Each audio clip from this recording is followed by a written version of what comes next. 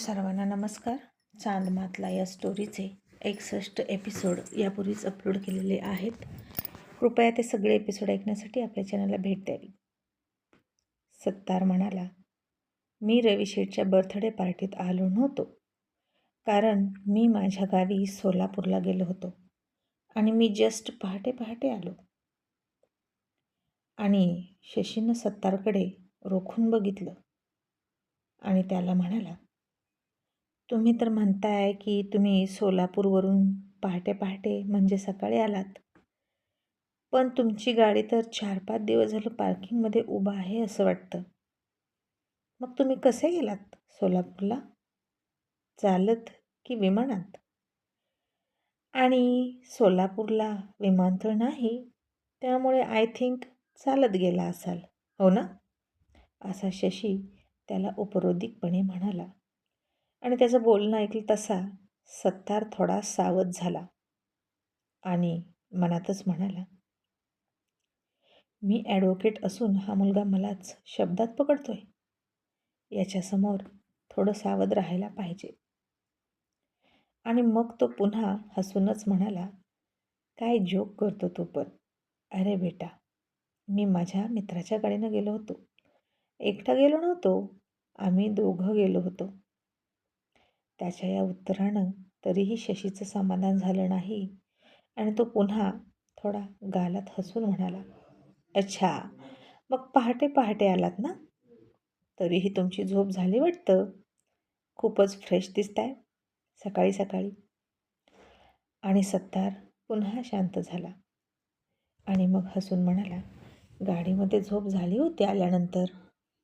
आणि मग आल्यानंतर 1-1.5 तास झोपलो आणि उठलो. आणि काय चाललंय तुमचं रवी शेठ? अहो, चहा घ्या, थंड होतोय.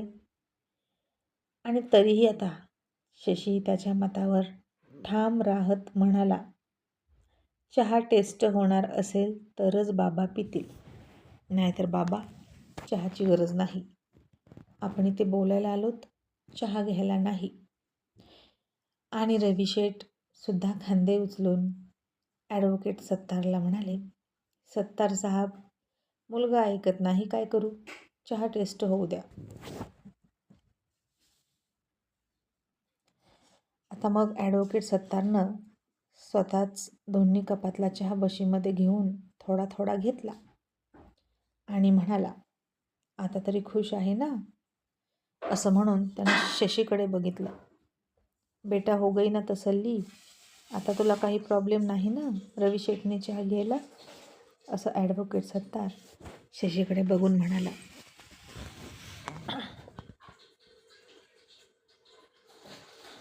आणि मग शशीनं रवी शेठकडे बघितलं आणि डोळ्यांनीच चहा घ्या असं खुणवलं. मग रवी शेठने हसून कप उचलला आणि ते तोंडाला लावणार इतक्यात बाहेर गोळ्यांचा आवाज आला आणि कोणीतरी गोळीबार करत आहे असं वाटून एका क्षणाच्या आत शशी आणि रवी शेठ दोघेही बाहेर पळाले. आणि इतक्यात लोंबडीसारख्या चालाक ॲडव्होकेट सत्तारनं त्याच्या खिशातून जालिम विषाची बाटली काढली आणि रवी शेठच्या चहामध्ये 2-3 थेंब टाकले आणि गडबडीत ती बाटली खिशात ठेवून तो शशी आणि रवी शेठच्या मागे बाहेर पळाला. आणि घाबरण्याचं नाटक करत म्हणाला, काय झालं? कोणी गोळीबार केला? या अल्ला, माझ्या घराच्या बाहेर हे काय सुरू आहे? आणि इतक्यात त्याचाच एक माणूस आला आणि म्हणाला, कुछ नहीं सर, जंगली कुत्ते थे, मार डाले. आपल्या कुत्र्याला खूप त्रास देत होते. असं म्हणून त्यानं हळूच सत्तारकडे बघितलं. आणि सत्तारानं सुद्धा त्याच्या मोठ्या भिंगाच्या चष्म्यातून त्याच्याकडे बघितलं आणि का भत्ते असं म्हणून मान झुकवली. म्हणजे आता हा सगळा त्यांचा प्लॅन होता. आधी त्यानं चहा टेस्ट केला आणि त्यात काहीच नाही असं दाखवलं आणि नंतर रवी शेठ आणि शशीला बाहेर घालवलं आणि आत्ता चहामध्ये विष मिसळलं.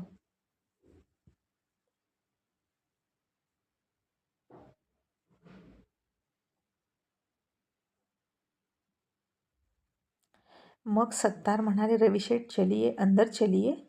मग पुन्हा तिघेही आत आले आणि ॲडव्होकेट सत्तार खूप नॉर्मल होत रविशेठना म्हणाले, अरे भाई चाय तो लीजिए, थंडी हो गई. मग आता रविशेठने अरे हो असं म्हणत तो चहाचा कप उचलला. त्याचवेळी सत्तारने सुद्धा त्याचा चहाचा कप उचलला आणि बारीक डोळ्यानं तो रविशेठ कधी तोंडाला कप लावतात याची आतुरतेने वाट पाहत होता. आणि जसे रविशेठ चहा तोंडामध्ये घेऊन जाणार तसा त्यांना अडवत शशी म्हणाला, बाबा स्टॉप, तुम्ही हा चहा घ्यायचा नाही. रविशेठ म्हणाले, अरे काय झालं अजित, आता काय प्रॉब्लेम आहे? चहा टेस्ट केलाय ना? स्वतः सत्तार साहेबांनी चहा टेस्ट केला आहे.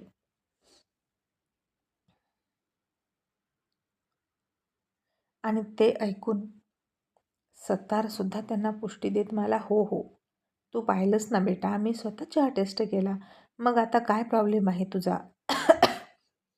आणि शशी आता त्यांच्याजवळ येत म्हणाला, बाबा, जो चहा टेस्ट केला तो चहा आणि आत्ता तुम्ही पिताय तो चहा, याच्यामध्ये काही सेकंदाचा फरक पडला.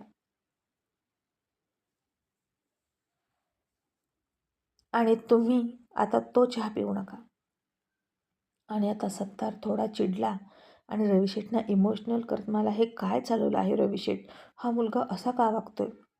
आणि हे बघ अजित, आमची इतकी वर्षाची मैत्री आहे आणि तू काल आलेला मुलगा असं करतोस का? रविशेठ, मला हे अजिबात आवडलं नाही, हा माझ्यावर अविश्वास आहे. असं म्हणून सत्तार उगीचच गांगावा करू लागला, जेणेकरून रविशेठने पटकन चहा पिवा म्हणून. आणि रविशेठ आता थोडे गप्प बसले. त्यांना नक्की कोणाचं ऐकावं ते कळेना. आणि रविशेठ म्हणाले, सॉरी सत्तार साहेब, तुम्ही त्याचं मनावर घेऊ नका, मी पितोय ना चहा. आणि अजित, आता तू काहीच बोलणार नाहीस, गॉट इट? आणि तरीही शशी म्हणाला, बाबा तसं असेल तर तो चहा मी पिणार, पण तुम्ही नाही घ्यायचा. आणि रविशेठ म्हणाले, अरे पण झालंय काय ते तरी सांगशील की नाही? काय प्रॉब्लेम आहे अजित, तुला काय खटकलं आहे? आणि शशी आता ॲडव्होकेट सत्तारवर त्याची जळजळीत आणि धारदार नजर रोखून त्या टेबलच्या जवळ आला आणि म्हणाला, हे बघा बाबा, या टीपॉयवर कशाचा डाग आहे?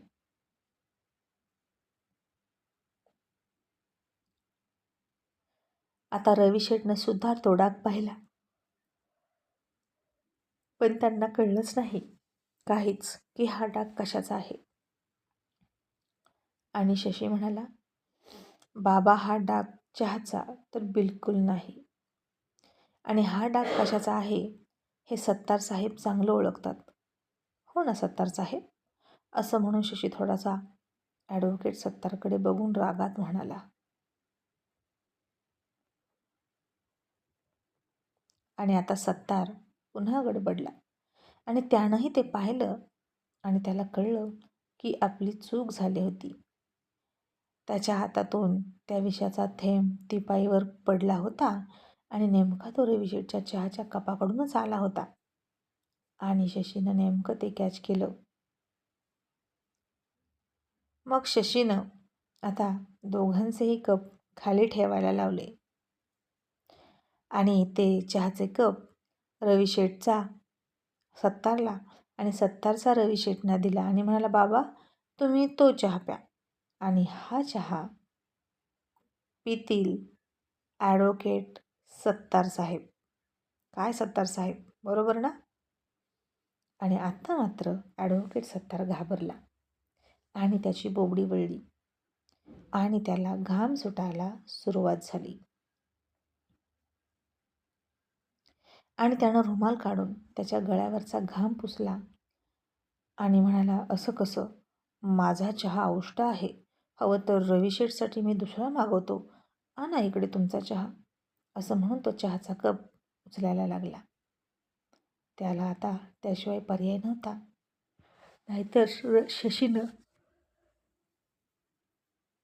तो चहाचा कप त्यालाच प्यायला लावला असता. आणि तो चहाचा कप उचलणार तसं शशीनं त्याचा हात पकडला. त्याच्या हाताकडे रागात बघत म्हणाला, याच हातानं तुम्ही विष मिसळलं ना बाबांच्या चहामध्ये? मग आता तेच विष तुम्ही तुमच्याच हाताने प्यायचं. घ्या. असं म्हणून शशीनं जबरदस्ती तो चहा सत्तारच्या हातात दिला आणि त्याच्या ओठांपर्यंत तो चहा घेऊन गेला.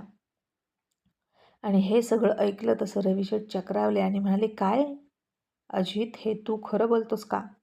यांनी विष मिसळलं माझ्या चहामध्ये? कधी, कसं? शशी म्हणाला, बाबा, बाहेर जेव्हा गोळीचा आवाज झाला तेव्हा आपण दोघे पळालो. पण ज्यांच्या बंगल्याच्या बाहेर गोळीबार झाला ते खूपच काळजीने सगळ्यात शेवटी पळत आले. आणि तोपर्यंत त्यांनी इथे पाठीमागे, आपण दोघंही इथे नाही याचा फायदा घेत चहात विष मिसळलं.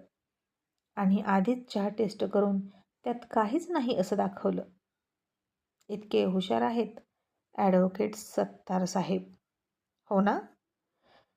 आणि आता रवी शेठ ॲडव्होकेट सत्तारकडे बघून म्हणाले, हे खरं आहे का ॲडव्होकेट? तुम्ही चक्क माझा विश्वासघात केलाय. तरीही सत्तार खोटं बोलत मला, नाही रवी शेठ, हा मुलगा खोटं बोलतोय. आणि शशी म्हणाला, अच्छा, मग प्या ना चहा. असं म्हणत त्यानं तो चहाचा कप सत्तारच्या ओठाला लावला. आणि तो चहा पितच नव्हता आणि घाबरून त्यानं तो चहा फेकून दिला. आणि त्यानं तो चहा फेकून दिला. रवी शेठने त्याच्याकडे चकित होऊन बघितलं आणि ज्या क्षणी त्यानं चहाचा कप खाली पडून फुटवला त्याच क्षणी शशीनं सत्तारच्या जोरदार खणखणीत कानाखाली लावली आणि ॲडव्होकेट सत्तार खाली कोसळला. गाल पकडून शशीकडे घाबरून बघू लागला आणि शशी त्याच्याकडे खूप रागात बघत होता.